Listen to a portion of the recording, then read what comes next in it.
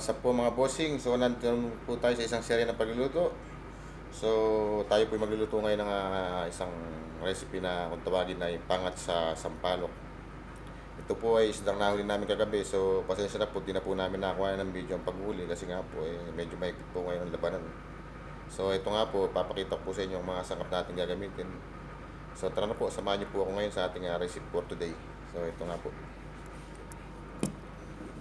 Ayun po ang ating main ingredient na ating isda.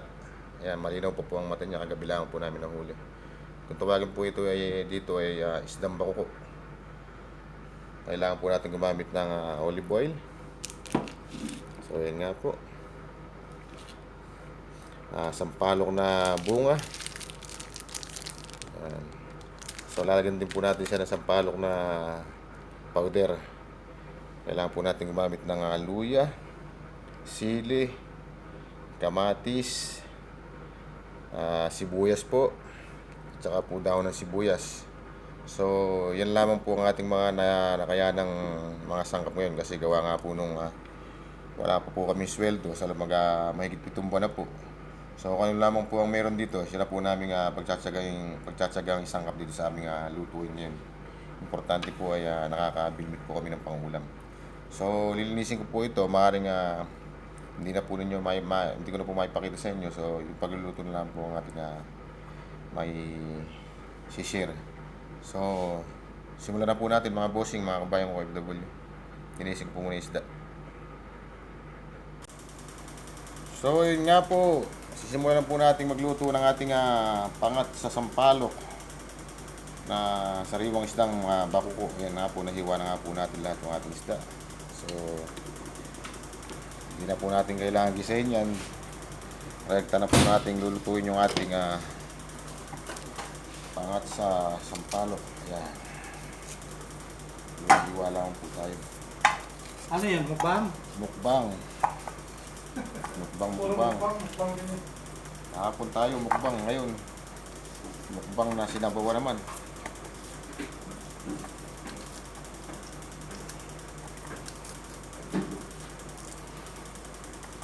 Ayan. So, kamatis.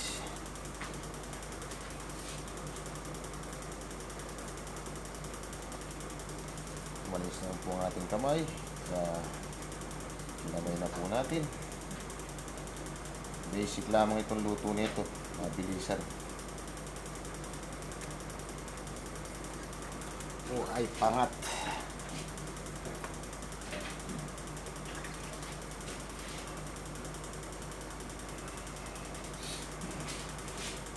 Kailangan po natin balatan ang ating luya.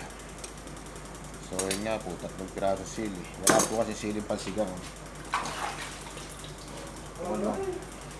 Kung lang nakakayanan namin dito dahil nga po gawa nung 7 buwan na pong mahigit ang delay ang aming sweldo. Ayan.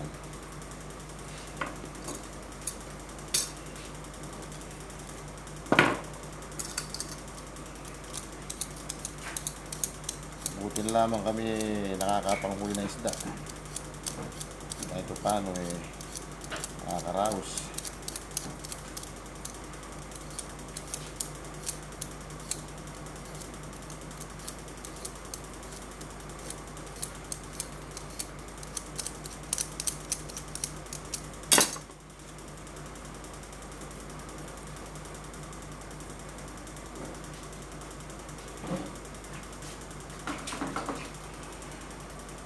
So yun nga po, nabalatan na natin ang ating luya.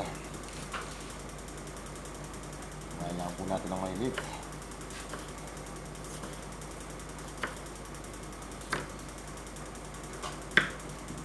Mas litan pa po natin ang hiwa ng luya upang lumabas yung kanyang lasa.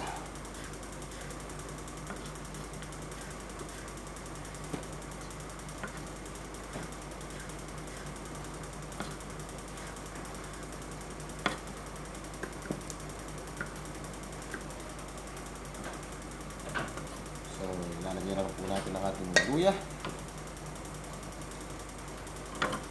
Saka po itong ating tamarin, sampalok. Ito natin. Oh. Tumagas na yung iyong nililinis na rep. So yun nga po. Kailangan po natin lagyan natin sampalok na bunga. Konti lamang po at baka po sumobra ng asim. Ayan, yun lamang po. Isang sakma lang. Isang bilot lang. Maliit. So lagyan na rin po natin ng mamasita sinigang powder mix. Konti lang rin po. Kaya rin po kasi ng lasa yung dalawang ano yan. Yung bunga at saka yung powder.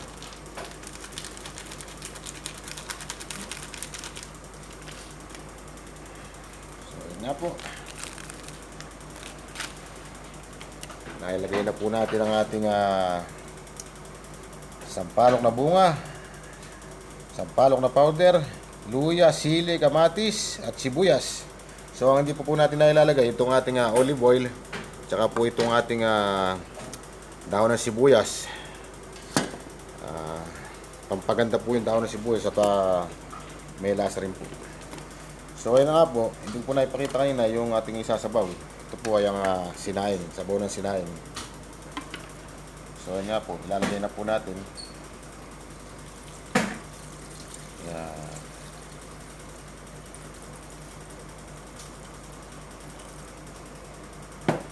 Oh, masarap po itong ating pangat nito. Sabaw po ng sinaing yung ating ginamit. So ayun nga po, lagay na po natin ang ating isda. Yan.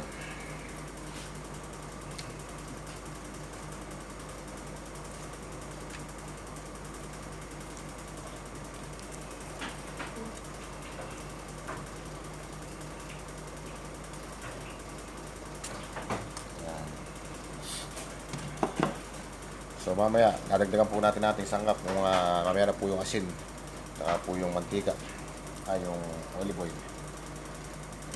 So isasalang na po natin mga bossing, mga bayang OFW. So ayun nga mga bossing, sinalang na po natin ang ating pangat sampalok na isda. So ilalakas na po natin ang konti ng apoy.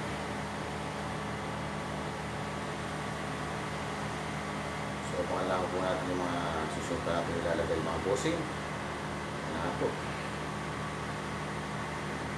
Kung natin ito kumulo, pagka po medyo malapit na maluto yung ating isda, nalagay na po natin yung ating mga sangkap na natitira pa. So kailangan po natin ng takpan ngayon para mas mabilis po siya kumulo. So yun nga po.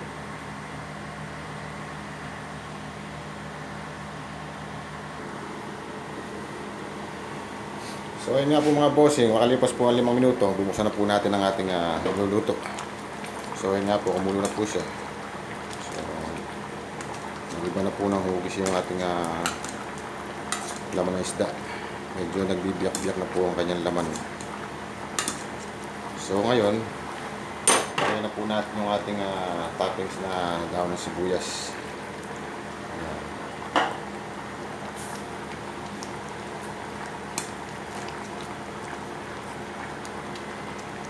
Lagyan na rin po natin siya ng konting asin. Ayan po yung ating asin. Konti lamang po at baka po umalat.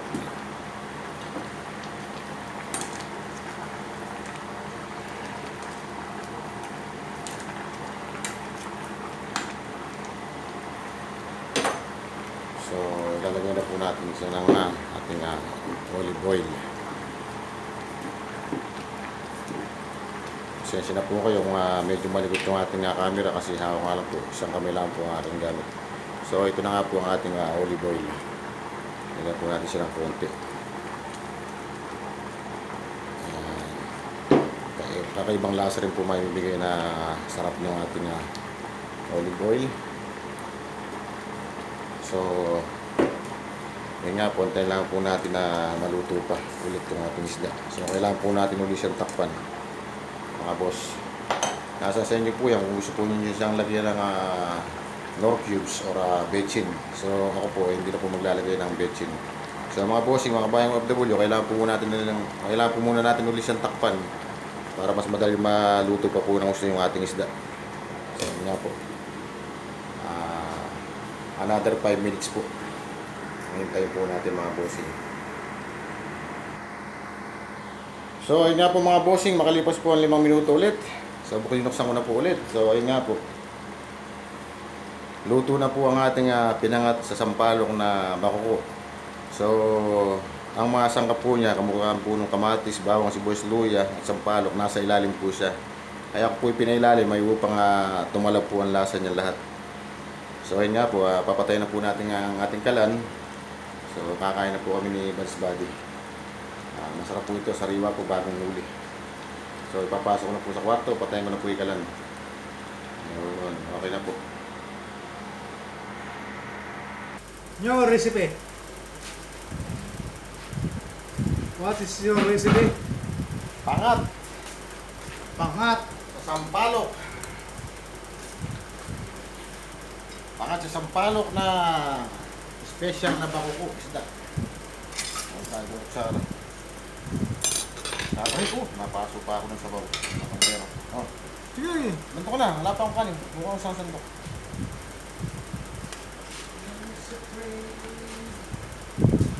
Oh, parang mangkok dyan isa. Ay, naku, may nandyan. May nandyan. Uy, may ulo. Ikaw na. Ikaw na ang nagluto eh.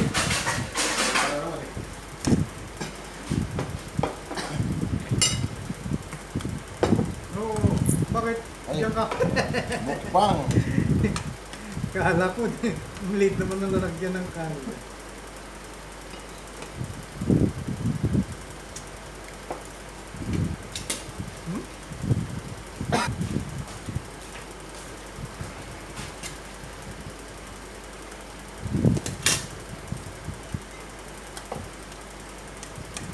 Laki ng hiwa. Laki ng isda eh. Nagdang ko pa na isang maliit.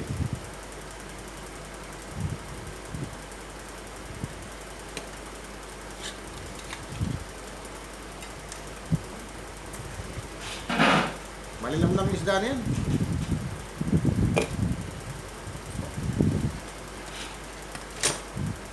So mga bossing, mga kabayan ko FW, ito. Nakakain na po kami ni Buds Buddy, samahan niyo po kami kumain. Yun. Pinailalim ko yung ating mga sangkap sa isda. Yun. Kaya talab-talab yung lasa.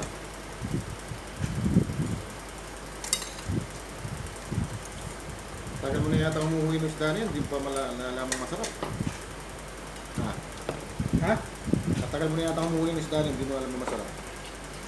Hindi mo type. Hindi ah. O, hindi mo nakahuli pa lasa na ano.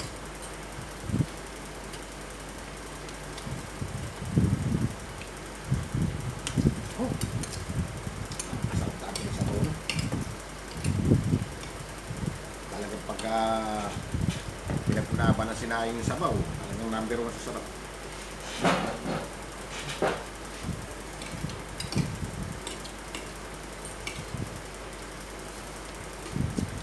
Wala yung mga tropa na yung mga maingay, nandun sila sa workshop.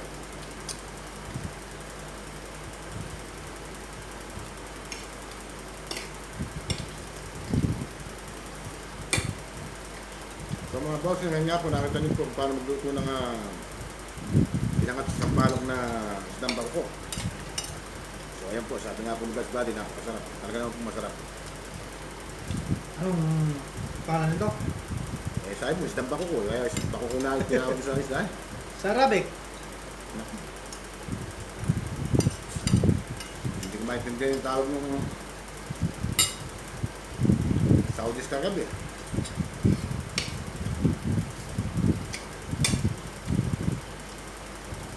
So ayan nga po mga bossing.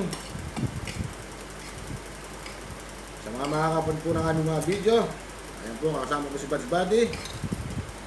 Kumari po lamang pakitulungan niyo po kami subscribe ang aming mga channel. So, wag lang po kalimutan pindutin ang notification bell, mag-share, mag-comment, mag-like para update po kayo lagi sa mga British cook po ang aming gagawin. Cuts and cook po kami. Cuts and cook at po eating. So hanggang dito lang po. Ayan po si Bas Daddy. Kitchen mechanic po at your service. God bless po sa atin lahat. Palain po sa tayo lahat na po may kamali. So hanggang dito lang po. Bye-bye. Maraming po salamat. Oh, bakit? Ano ba? Hindi, mahaba eh.